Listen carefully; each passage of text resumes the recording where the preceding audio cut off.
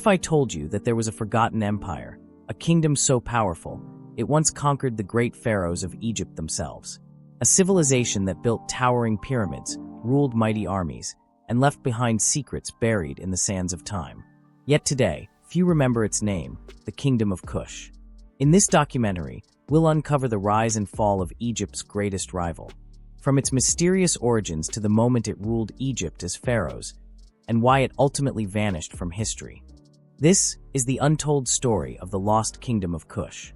To truly understand the Kingdom of Kush, we need to travel south of ancient Egypt, beyond the first cataract of the Nile, into the land known as Nubia. This region, stretching through what is today northern Sudan, was far more than a desert. It was a vital lifeline of the Nile, a green corridor running through endless sands. The Nile River didn't just bring water, it brought power. Along its banks, kingdoms rose and fell, and Kush thrived right here, controlling one of the most strategic locations in all of Africa. Why was this so important? Because this land was rich, overflowing with gold, ivory, ebony, and later iron. These resources turned Kush into a trade hub connecting Africa with Egypt and the Mediterranean world.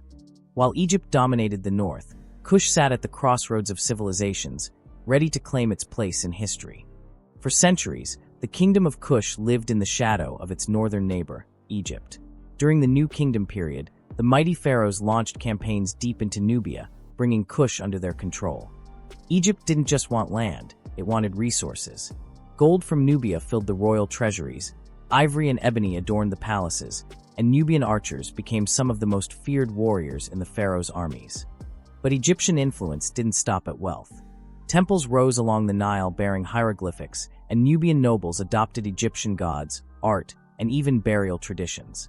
Around 750 BCE, something extraordinary happened. The Kingdom of Kush rose from the shadows and marched north, straight into Egypt. Under the leadership of a powerful ruler named Pi, the Kushites swept across the Nile Valley, defeating Egyptian rulers one by one. Pi didn't just conquer Egypt, he declared himself pharaoh, wearing the double crown of Upper and Lower Egypt. This was the beginning of Egypt's 25th dynasty, the Kushite dynasty.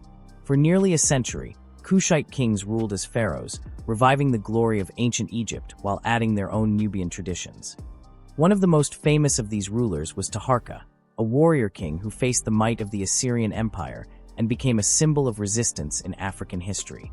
At its peak, Kush wasn't just powerful, it was magnificent.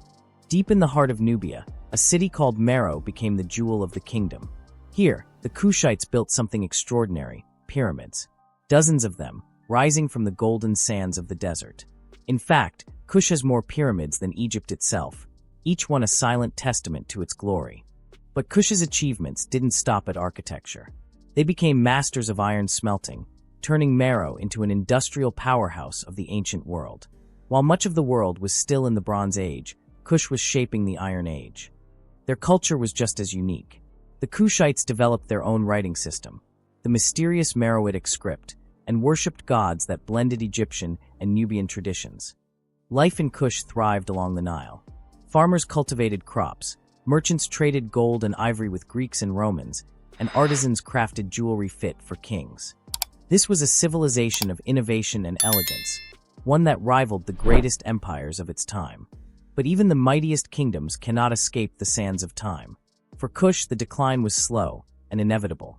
New powers began to rise. To the east, the Kingdom of Axum grew stronger, controlling key trade routes that once brought wealth to Kush.